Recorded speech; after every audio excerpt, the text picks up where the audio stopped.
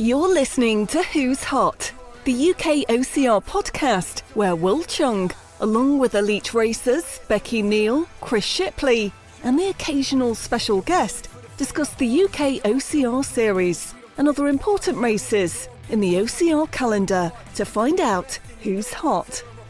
Hello, and thank you for downloading the latest UK OCR Who's Hot podcast. My name is Wil Chung. I'm the host, and I am here, as always, with my two elite racers. I've got Chris Shipley. Hi, Chris. How are you doing?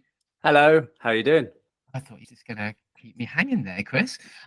We've got Becky, Neal. Hi, Becky. How are you doing? How are you feeling after the weekend? Hi, Will. Yes, I'm all good, thank you. The sleep deprivation probably wasn't anywhere near as bad as actually running for 12 hours, so it's all good.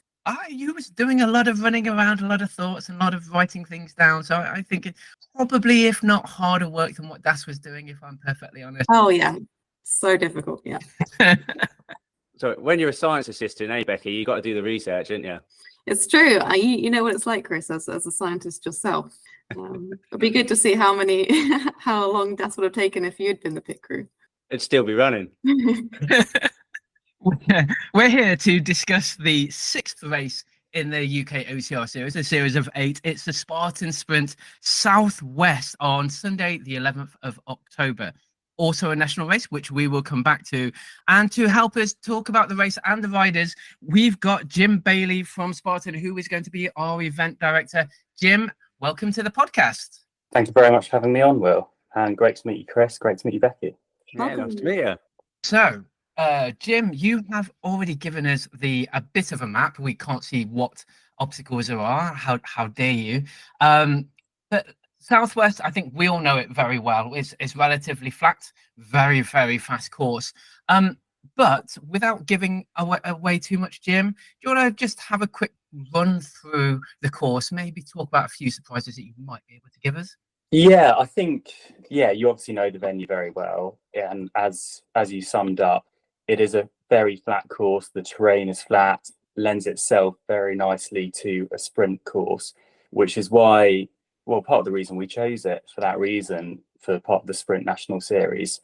So we are expecting it to just be an all-out sprint. I really want runners to just head down, bury themselves for 30 odd minutes or so, and then we'll see who's on the podium at the end. I think as it's a flat course, I guess it won't deter or won't be a disadvantage to any of the heavier runners. So that's something to keep in mind. But in terms of the specifics of the course, there's not going to be anything which our athletes haven't seen already. The way we like to do it is obviously very quick at the start, and then towards the end of the course, there's kind of a backlog of obstacles, of what we like to call the interesting obstacles, which are close to the village. This makes it exciting for the participants. And being a sort of sprint race, hopefully everyone will be very close together. If there are any fails of the obstacles, it'll be really good to see a change of the lead and that sort of thing.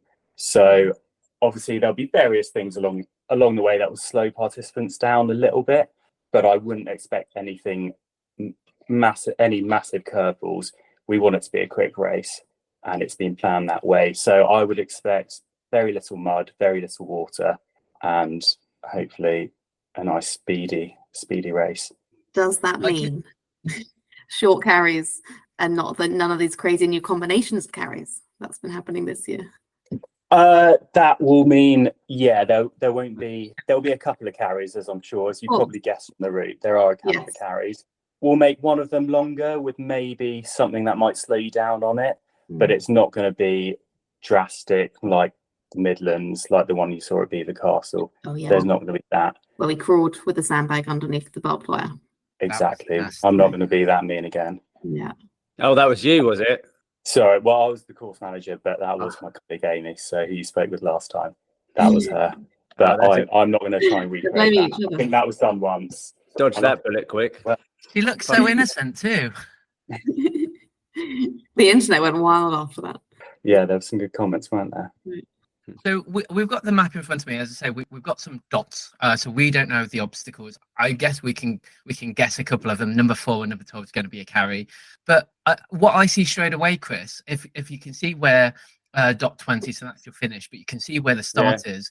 and then out to number 1 and number 2, there's actually quite a lot of running before you get to what I'm assuming is over under through, because it's usually the first one. So you're already spreading the course out. So what are your thoughts there, Chris? I think it's just going to be a fast start.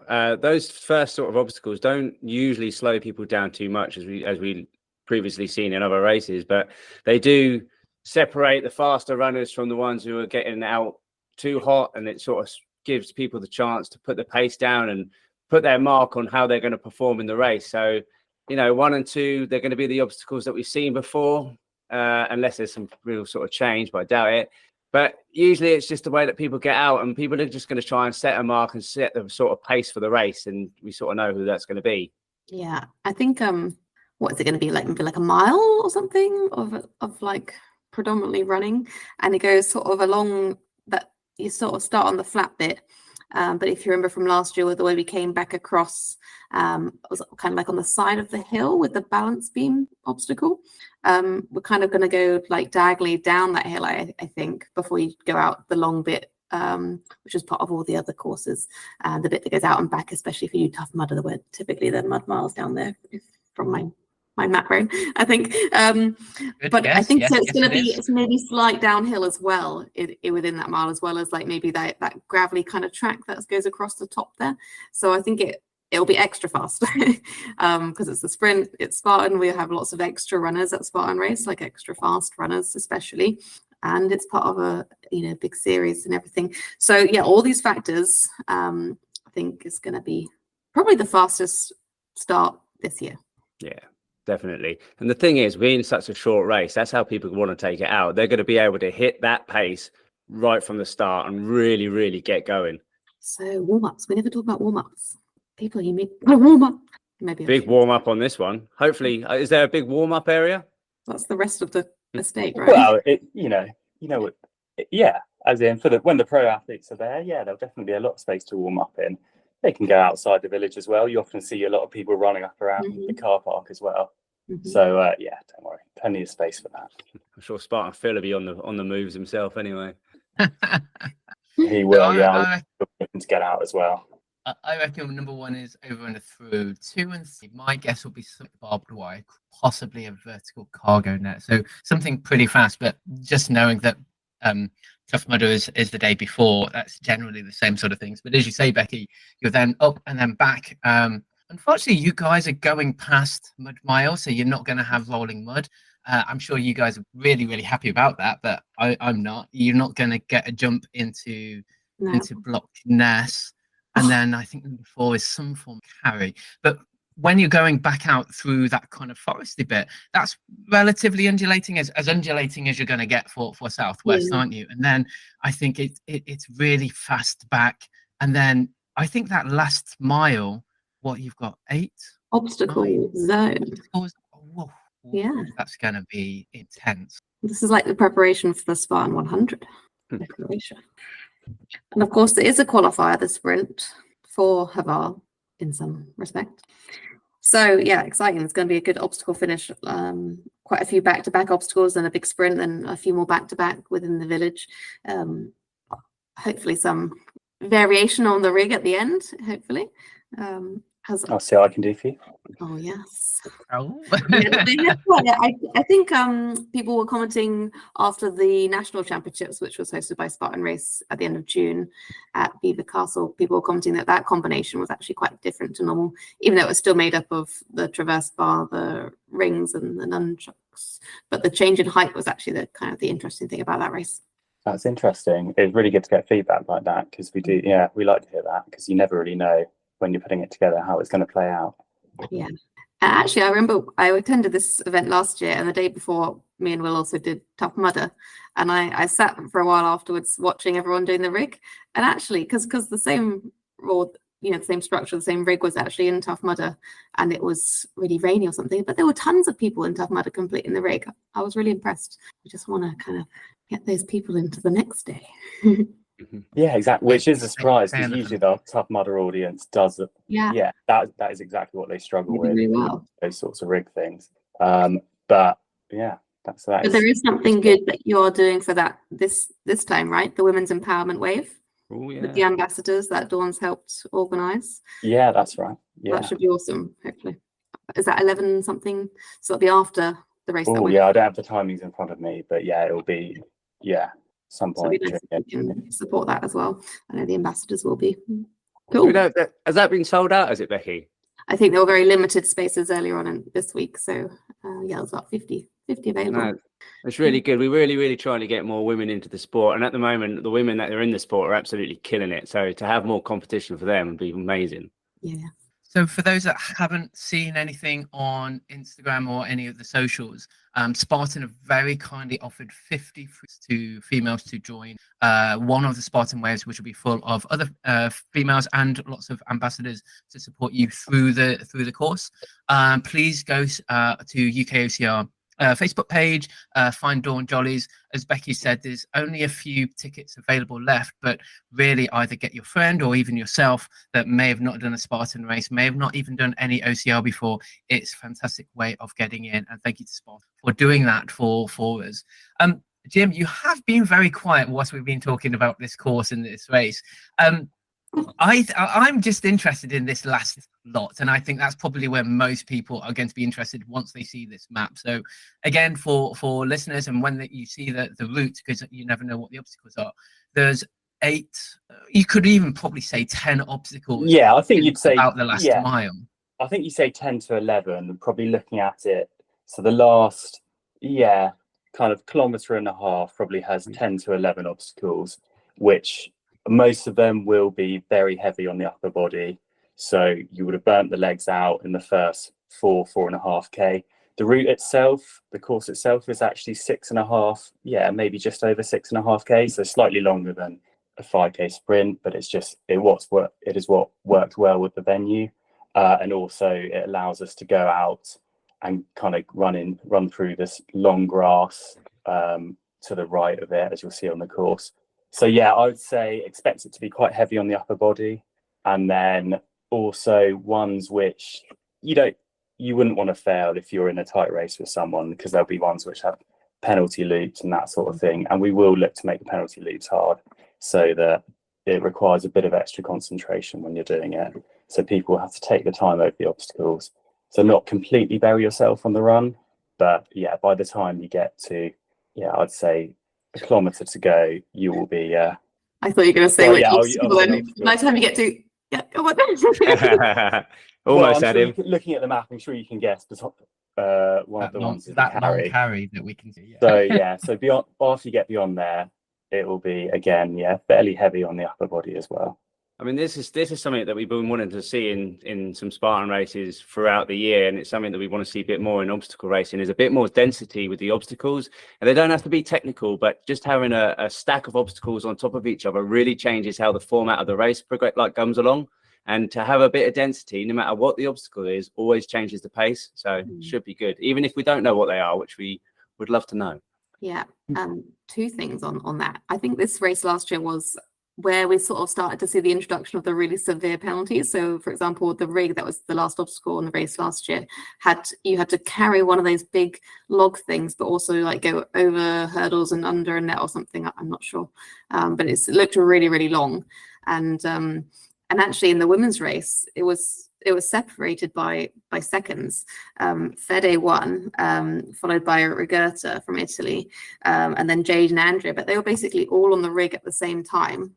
And it was just whoever completed the last section with the kind of the hanging ropes quickest and hit the bell and then sprinted over the line. And so it really did come down to obstacle proficiency, and in that race setting, with everything moving around, people swinging around you and the pressure and people shouting and you running hard and everything. So it was really exciting if you saw any of the videos of that. So hopefully we'll see more of the same. I think this year we've actually got even more depth to the women's field. Yeah, you're right. That's exactly what you want to try and create. And there will be, people might fail some obstacles early on, but you really want to make a good experience for the spectators. And then the knock-on effect of that is it's an even better experience for the athletes who obviously get the support and everything like that. Will there be a spear? It's a direct question. But last year there was a spear in the sprint race, and that can change the whole thing. Maybe. Will there be a spear? So I can say yes, there will be a spear. Okay. That will be the only clue I'm going to give you. Okay, But that's yes, fine. there It will- is a Spartan race, so it's not that surprising. Yes. There will It's not be a really a clue. Cool. One Okay. one question I got on the penalties.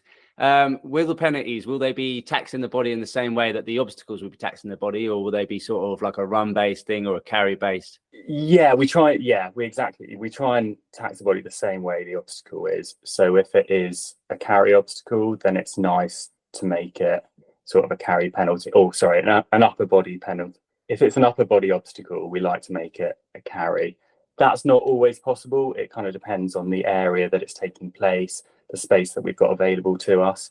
But yeah, we definitely try to do that because I think it sort of punishes people double, which is a nice way to do it, in my opinion.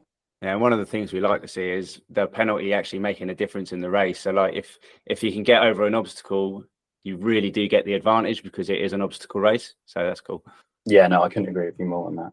Oh, by the way, Jim, so Chris hasn't got no skin in the game this time. He's not around, but Becky, who's asking you about the obstacles, she's racing at the weekend. So I did see Becky's name on the list. I had a quick look through and saw it. Yes. And I hope I'm sure the guys are there building already because it's to go. But I'm kind of hoping maybe obstacle 18 is a bit of a bigger frame than what you do. The way I look at it looked like it could be. As in, sorry, you're hoping it is, or you think it is? I hope it is, and I think it is, and I hope it is. But that would just a bit of extra dimension. That'd be interesting. But last year they replaced it with the laser, which was a whole other. We haven't mentioned that yet this year. We haven't done that this year, apart from at Euros. But we had I did it in the exact number of shots I took. It took me like 2 seconds, which was much faster than what you're thinking of, which is Matterhorn. So I wonder. Yeah, I mean, so how did you find the laser last year? It was quite straightforward because it was quite close, and then you had the tables, and there weren't any rules about leaning on the table. Okay. So if there are, a bit too easy. yeah. Oh, noted. Do you play I see him poker, making Jim? this. No, I don't actually play poker, but do you think I No should? double bluffing here. I don't think you should, no. I don't think you've got a very good poker base. Might be an interrogator. Well, Becky's asking the right questions. She's too direct, isn't she? Maybe Becky switch your works video for off, Secret Jim. Service as well. It might be MI5. Yeah, she's MI5.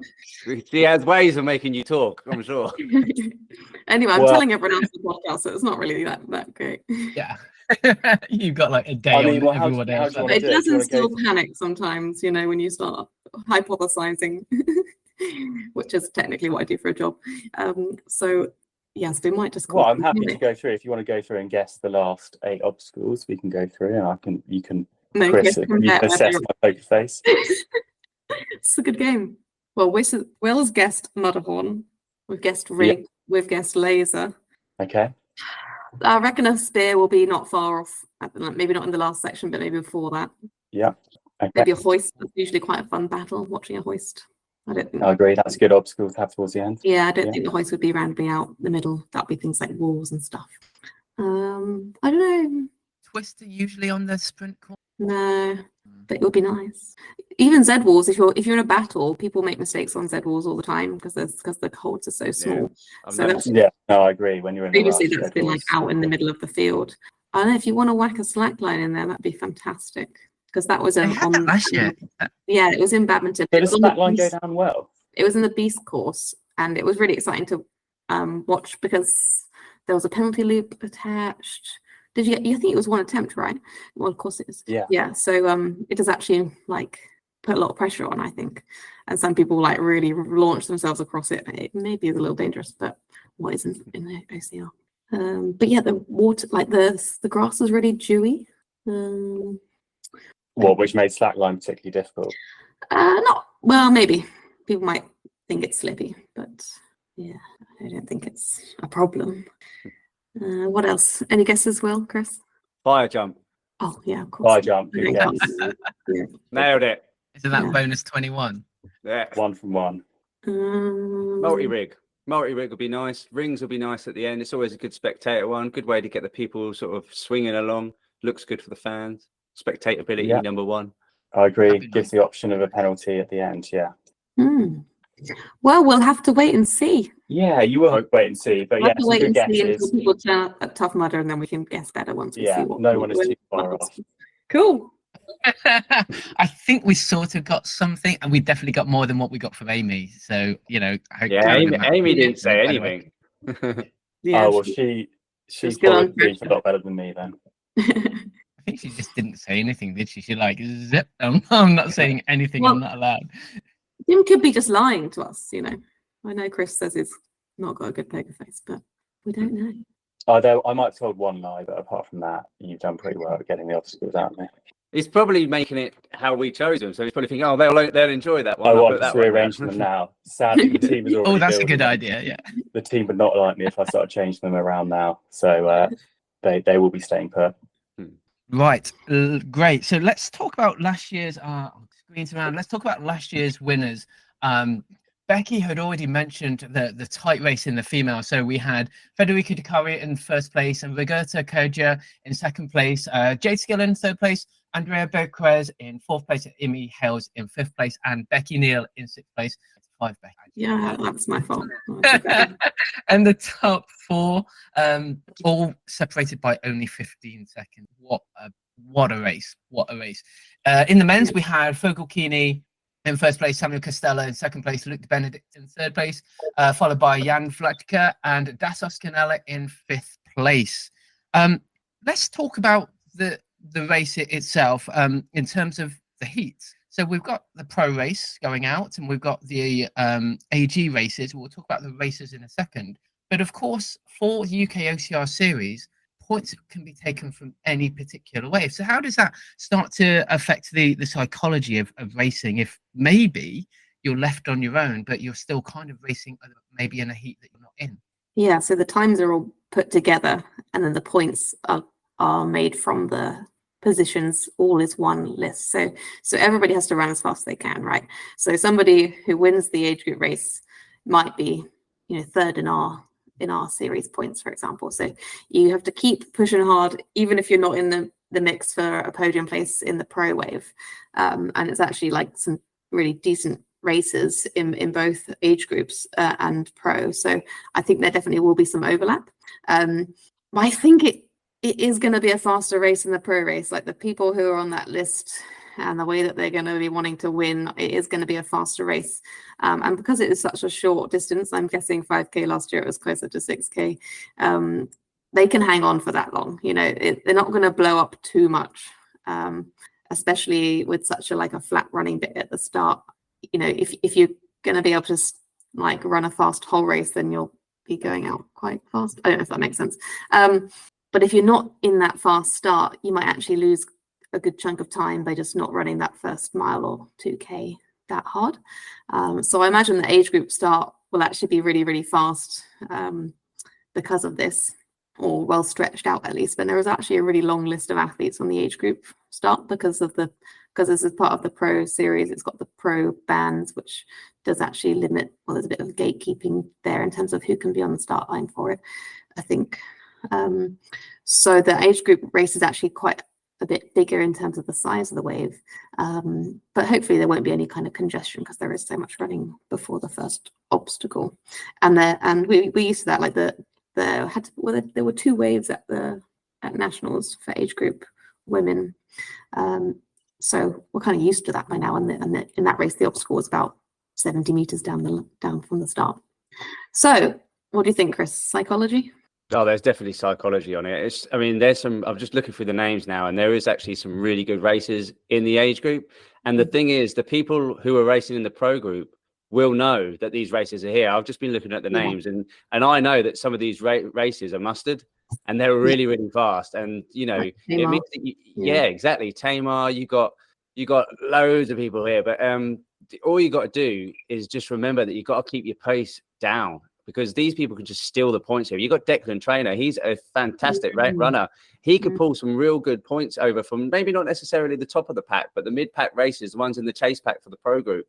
These people could steal some points from them, just easy, just because, especially the way the course is. A lot of these races are Spartan races. They follow the Spartan series as opposed to like the UK OCR series. So they're better at Spartan races, and this is where they're going to really show. And if they're part of a team, part of the UK OCR series, this is the sort of one where they're going to really gain those points. Yeah, and the results, take into consideration everyone from the UK. So even if there's Spartan racers in front of you who aren't doing the rest of the UK OCR series, they're still taking points from you for the series. Yeah. And like Chris says, if there's more of those people kind of contributing to the rankings, then it's actually going to affect your points even more. So it is a hard race to score points on, and we have got people internationally coming in for the actual positions for the actual Spartan race. For example, Lemony Burke, who's one of the younger age group athletes, I think from the Netherlands last year. I remember running with her for quite a lot of the race. She's like 19 or something, and she came 8th last year. So there are like some really impressive youngsters and people who turn up to these races because they are kind of on a really big global scale, this kind of Spartan series. So let's talk about the pro races. Let's not talk about who's hot yet. I don't want you top 3 yet, because of course it may come from the age group or competitive or the pro. But I mean, it's as we always say, it's a stacked course. Who are your ones to watch, or who are the names that you'd be? I mean, I see Tommy Matthews, for example. What do you think are the names there to kind of look at, or maybe even there are some European names there that maybe. Yeah, big shout out. I know one European guy who's coming over, a really good friend of Accountability Corner, Lenny. I cannot pronounce his surname, but he's a Dutch guy, and he's Lenny. I'm going to try and pronounce it, and he'll love this because I'll probably butcher it. Stout Jusdidske. Is that right? But he's from the. I can't speak Dutch, and I know that's nowhere near what his name is gonna be. He'll love it, and he'll message me. But people don't realise he's actually a really, really quick runner, and he's a really good obstacler. So if it's a bit of a gauntlet towards the end, he's someone to really watch out for. He's done really good in European Championships, and I tell you what, he's a bloody decent fella as well. So yeah, it's good to have him coming over. And then you've got the other guys like Roman Toff. We all know how good Roman Toff is. Absolute formidable runner. He's going to be leading out super fast as well. Do you see any other sort of European names on that list, Becky? There aren't many internationals, I'd on the say, female side. No. But in the last race, Spartan race we did, Spartan weekend, Roman was beaten. I think that's probably the first time he's been beaten in the UK. He almost got beaten twice by two people. Yeah. So I mean that's a good sign for us. And the race is getting shorter. So he was really impressive in the beast race earlier in the year, but the super was a lot closer. So I wonder what it will be like in the sprint. We don't have all of the international women that we did last year. So we don't have Regatta, we don't have Lemony. So I think we've got enough UK talent though that it'll be I might not even get as high as I did last year. Chris, what about the rest of the field then in the pro? So I mean, you've got all the usual faces here. You got Darren Martin, you got Daniel Titcombe, always going to be out the front, pushing the pace on. Chris Lamb making his way into the pro field, which is really good. He's a really good runner. I mean, not necessarily going to be at the top, but he's such a fast runner, especially at the sort of shorter distances, because he is a track athlete, really. So he should be pushing the pace on. With the guys, also, you've got Ricky. Ricky's back as well. Now, Ricky, he's shown his speed throughout the year, and, he's got some serious pace. Dassos, I don't know about Dassos on this one. Hopefully he's taken the recovery in, but probably not. He's probably still running. I'm sure I saw him do a He did track on Tuesday. I see on his Strava. He's got to keep his streak going. But he did win the beast on this race last year and then do the sprint and still came maybe 6th. So I mean, he's having a fantastic year, and we can never rule Dassos out. And if it's a short, flat, fast course, he's going to be pushing the pace as well. Morgan's going to have his work cut out because there's some really, really fast guys on this one. Now we know Morgan's been putting in the training, and he's like really putting the effort in. He had a fantastic result at the last Spartan race. Yeah. This is a short course, so this is going to be more in his wheelhouse. He's so much better over a short course. And again, with that density at the end, that's where he sort of makes his moves. We've said it before, he's one of the best obstaclers in the country. So when there is that density of obstacles, he can get through it better than most people on this list. I mean, you still got people like Fergal, amazing obstacle, and then you've got Jason Brunnock with the guys as well. Jason has got more, what's the word I'm looking for, where he's like done the same thing over and over again. He's been around for like since the dawn of time in obstacle racing. He's got so much experience that, you know, he's basically the dinosaur of OCR in the UK. You could go back to the ancient scrolls and you'll find his name on start lists and World finish champion. exactly, you know, and he loves to race. I mean, he's going to be pushing the field all day long because he's just such a class racer, and he wants to win. It's part of the series. He's battling for that series points. It's going to be down to those sort of guys. Yeah, this should be like a really good one. Oh, Barry Buchanan's on this as well. I haven't seen him make his way into the pro wave for a while, and that's going to be. He really had a great race at nationals, didn't he? That's right. I mean, he had the fastest age group runner. So this only makes sense that he steps up because, you know, if you're topping the field on that pace, you need to be racing in the pro one. And yeah, his pace is incredible. Not as fast as his daughter, but you know, he's on it. And James Burton's back as well. Two James Burton. I was waiting for you to say James. I know, I keep forgetting. I don't like to talk about him too much, but Burton's back, and I've seen him doing some training, and the guy's got the biggest smile on his face at the moment. You can tell that guy loves obstacle racing. It's in his blood. It's in his DNA, and he's just going to be loving it just to be out there. It doesn't matter where he comes. I think he's just going to be happy to be racing. Nice. I thought for a moment you'd said Jason Burgess, which is what I was thinking. But Brunnock, yes. I might have done.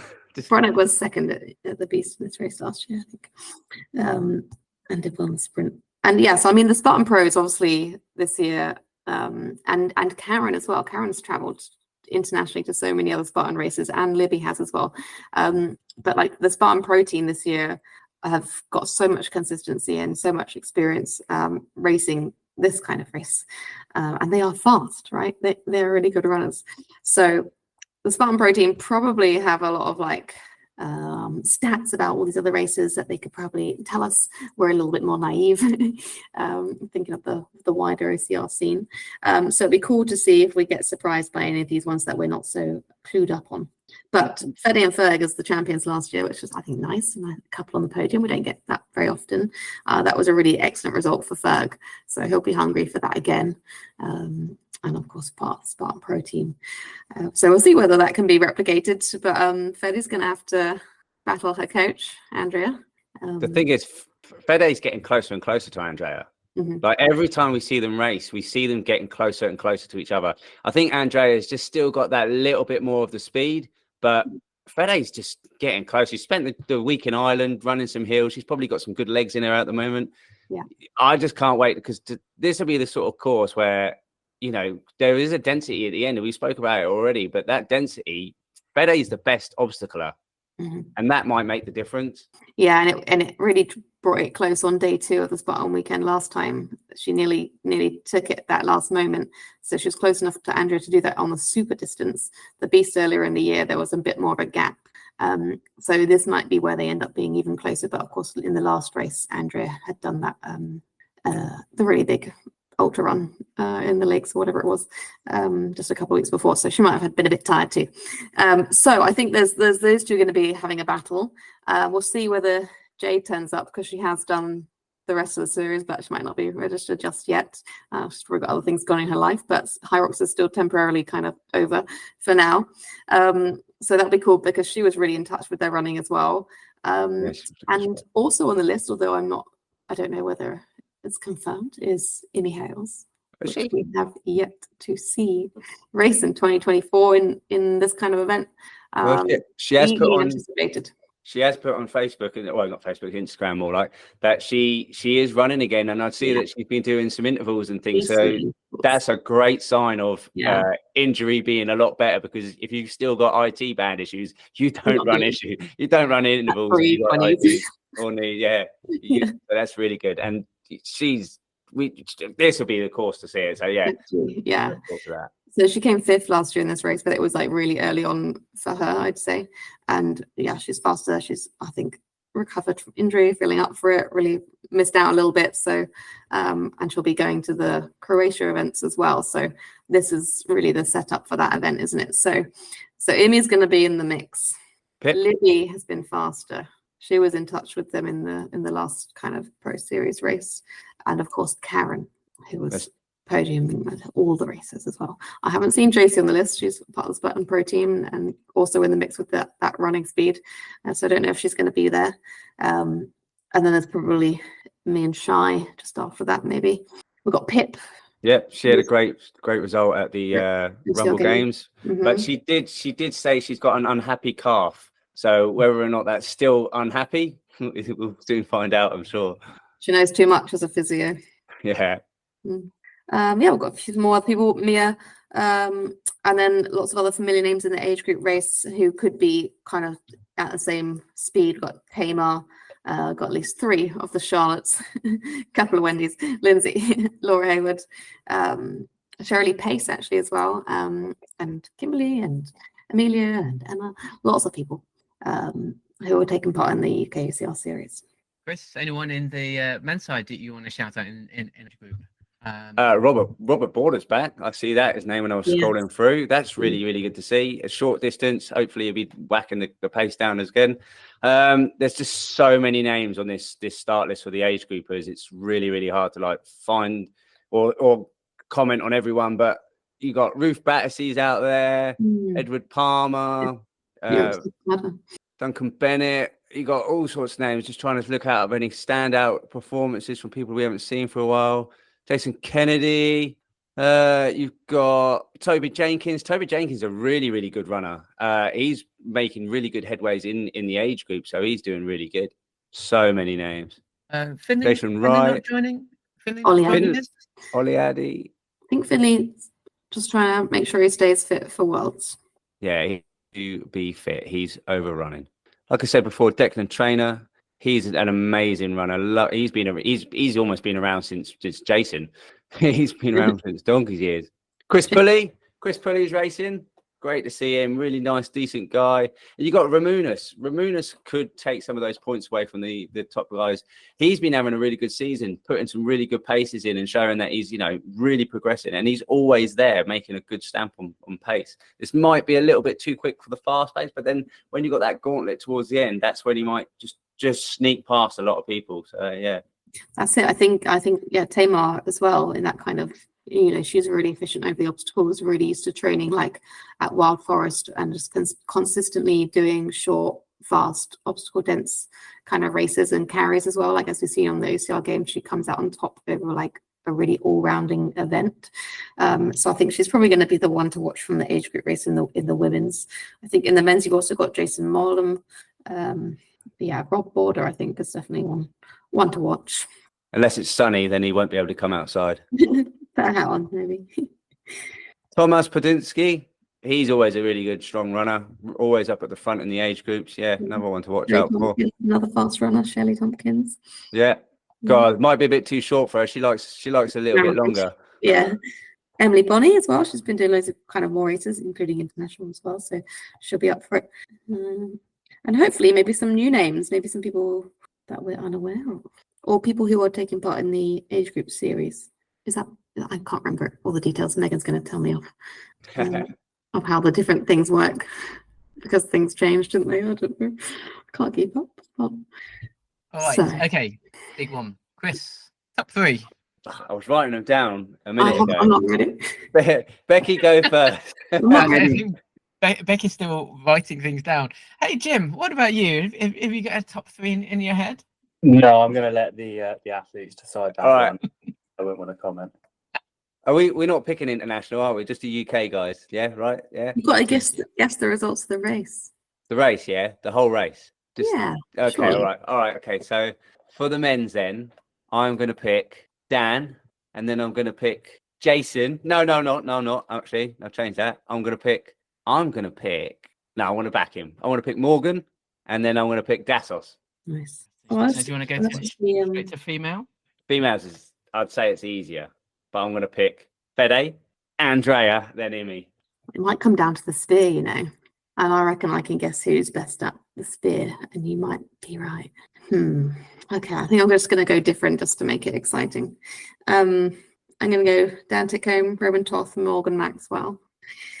I'll go Andrea first, then Fede, then Innie. I think those three are going to run away from. Oh, the mic. She's dropped the mic. Really? Absolutely. Emmy's just going to walk in and steal it from Karen and Libby and Shy. The thing is, I'd like to back Karen, but there's way too much grass on this course. Way too much grass. Okay. She doesn't like grass? She's allergic to grass. So kryptonite. Okay. Well, then surely she runs faster then. Now I know what I should put in my back pocket. Guys, thank you very much. Jim, any last words or any last tips that you might want to give our racers that are listening? Bearing in mind this podcast isn't going out to map is No, I'd say in terms of the course, my tips would be use your legs on the first 4K and then save your arms for the last 2K, I'd say. But yeah, thank you very much for having me. And if there are any listeners who want to try out obstacle course racing for the first time, this is a really good event to do it at. It's the Sprint National Series, so it's the shortest distance. There are lots of ambassadors there who can talk you through the obstacles, how to do it, what's best to do. And as Becky said already, there is a female-only wave going out. So definitely, if you're looking to get into the sport and you want to try out a shorter distance first, this is a great one to choose. But yeah, thank you very much for having me. Cheers, Jim. Really helpful. Good to meet you, Jim. Yeah, good to meet you. So that was Jim Bailey of Spartan. You can follow all the racing and everything else on Instagram at Spartan Race UK. The race is on Sunday, the 11th of August. I think it's 8 o'clock, maybe even before that, but not too early actually for normally a competitive race. You can go to Spartan Race, and you can find the competitive tickets for £104. My thanks, as always, to my two co-presenters. We've got Becky Neal, and you can find her on Instagram at The Runner Bee in UK, and also to Chris Shipley. He is at Obstacle Race Dude. Follow along on all of the socials with British Obstacle Sports. Thank you very much for their support. And also, if you haven't already, and I don't know why you haven't, because you're listening to this podcast, you should be following UK OCR along all the socials too. My name is Wil Chung. This has been the Who's Hot preview event of the Spartan Sprint 5K, which is the 6th race of the UK OCR series. And we will see you in the next one. Bye. Bye. Laters.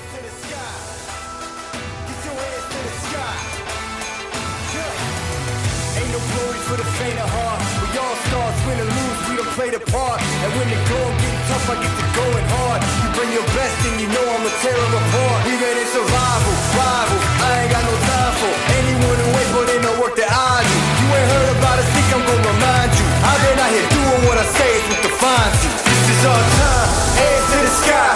You already know, I ain't gotta tell them why. Hands to the sky, this is our time. You already know, I ain't gotta tell them why.